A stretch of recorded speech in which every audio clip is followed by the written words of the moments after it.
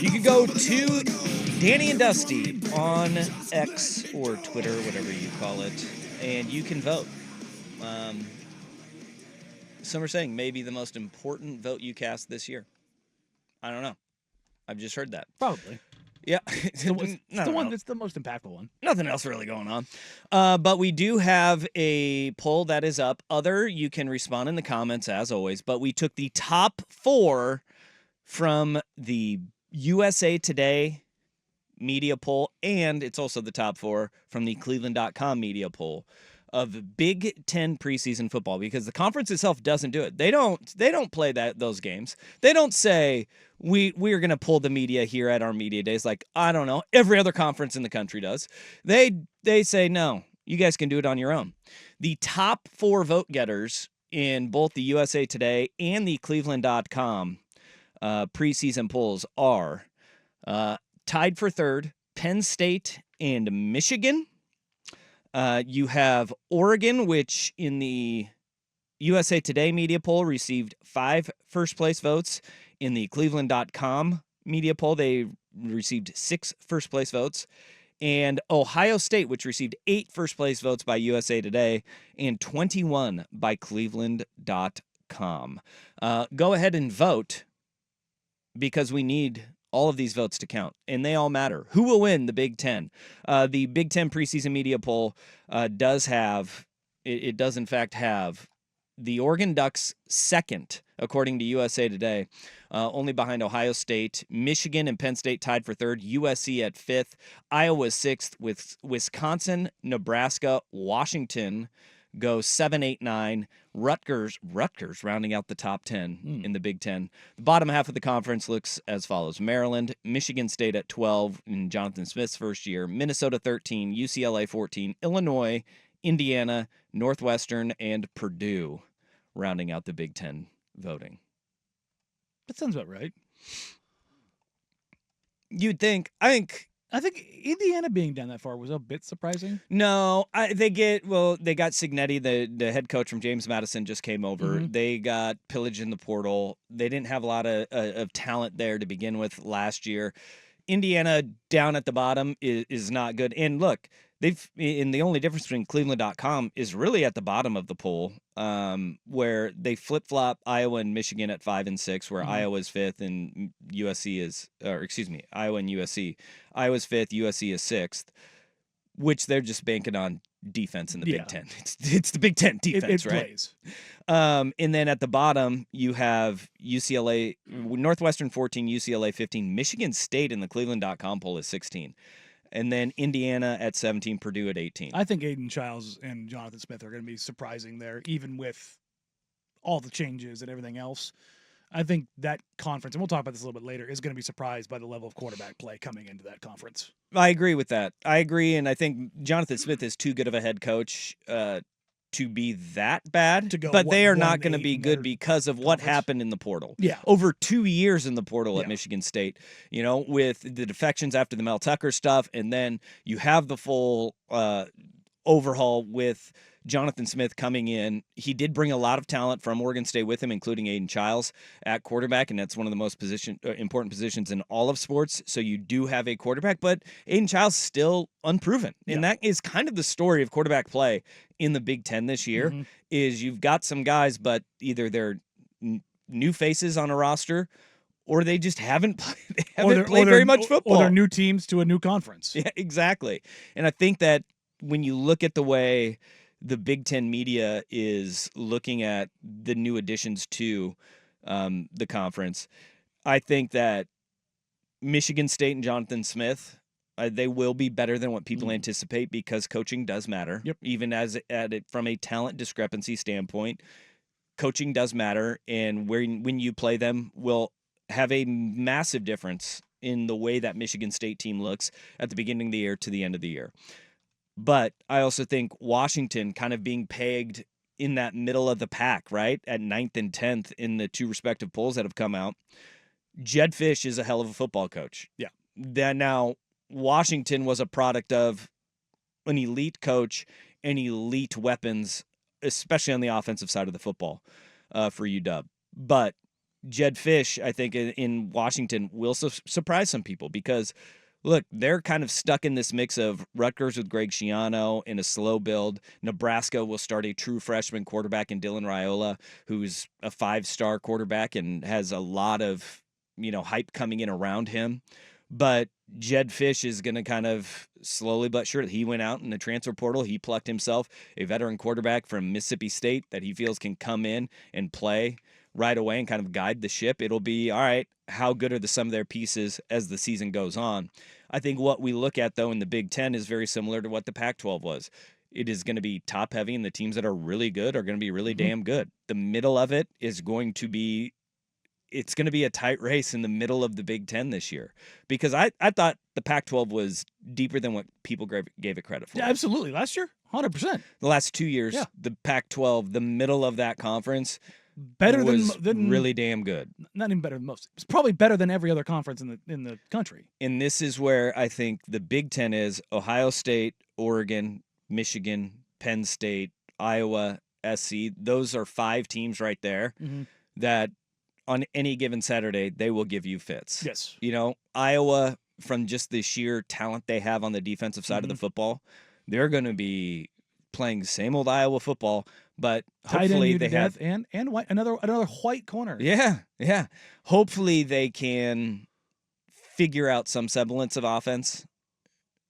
I don't have a ton of faith in I'll that. tell you what, you know who else doesn't have faith?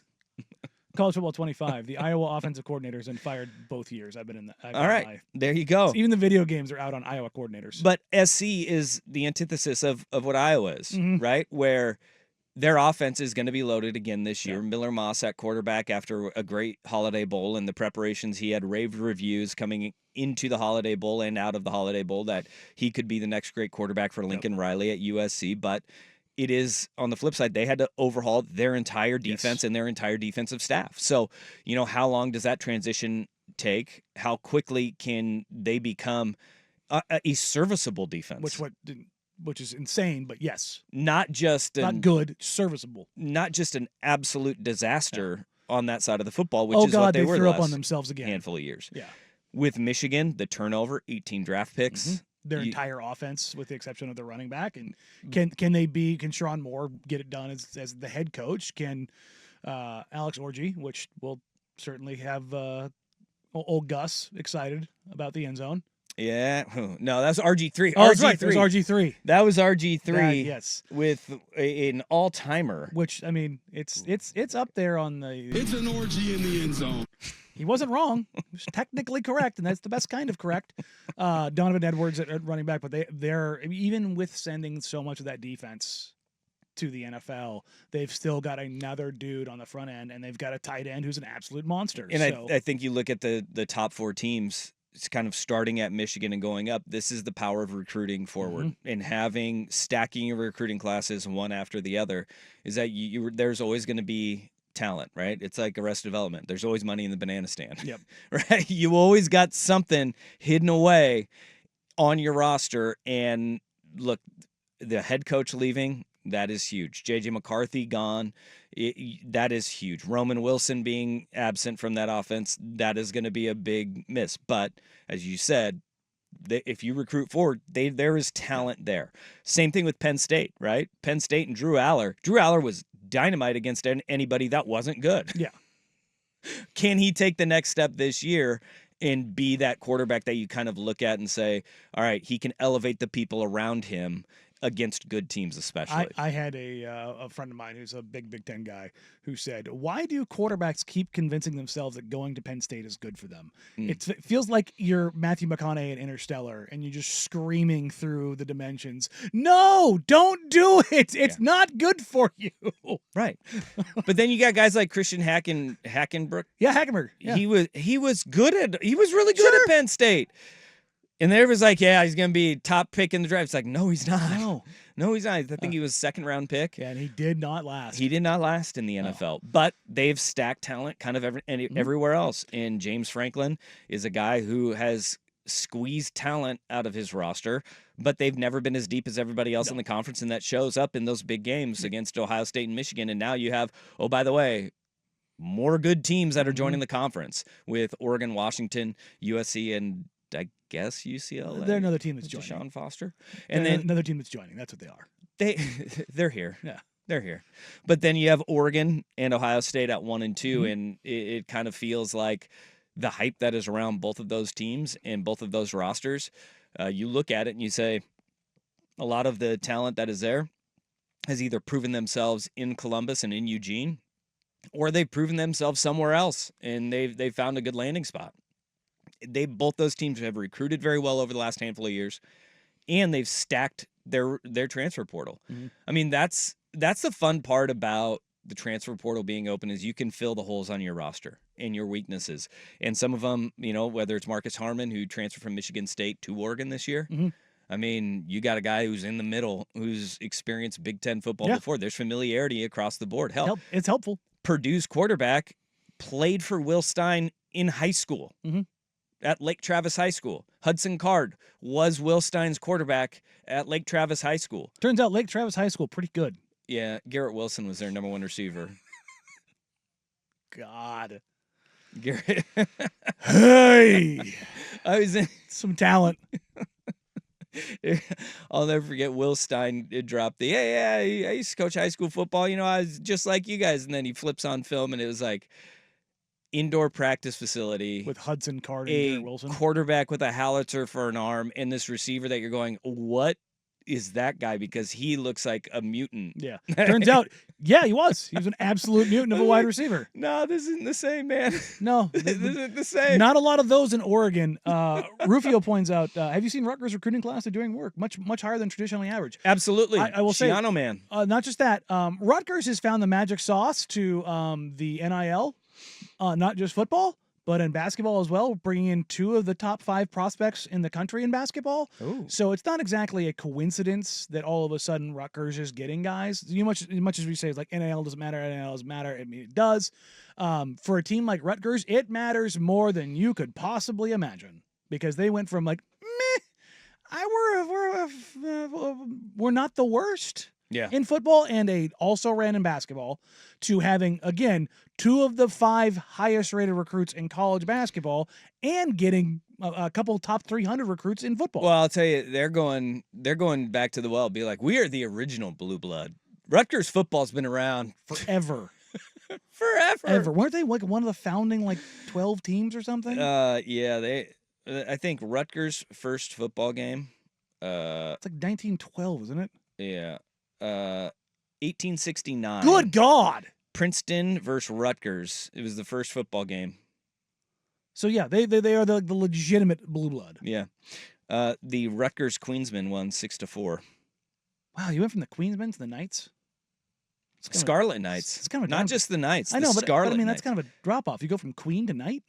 Yeah, but I mean, look, nobody wants to be the Queensmen. This is America, okay? Yeah, that's true. Get rid of the royalty. We did not. We were only, you think about it, we're only that game was 120 years removed from Britain? This is. That's nuts.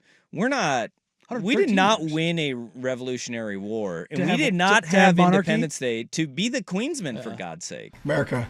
That's what I'm talking about. Kingsmen. Yeah. Why not the Kingsmen? Yeah, don't settle for less. Yeah. I'm not saying what are we doing I'm not here? saying women are less. I'm just saying the king is more powerful. Is he? Yeah. All right. King overrules the queen always. Well, they're the Queen's men, though. So they're lesser. Yeah. No. Yeah. Yeah. Yeah, it's not even queens. I mean, even the King's men, you're lesser than the king. So the Scarlet Knights, you're just going out murdering folks. Doesn't matter, king or queen. Adding the scarlet means it's bloody, right? That's right. Bloody Knights. All right, who you voting for to win the Big Ten this year? On the Danny and Dusty official poll, get your vote in. Get your vote in. Get your vote in. Ohio State, Oregon, Michigan, Penn State, or other. Let's legit question marks for every single one of them. Yeah. Yeah. Well, and it could come down to Ohio State and Oregon playing in October in Eugene. Or Oregon playing at Michigan. Oregon playing at Michigan on November 2nd. Those things matter. All right, the votes as it currently stands now. Oregon, 71% of the vote. I wonder why. Shocking. Ohio State is at 25.7%. Michigan, 2.9%. Nobody with faith in the Penn State Nittany Lions. Well, you shouldn't. That's actually true. Just throwing that out there. All right. Okay. All right, we'll get to that then.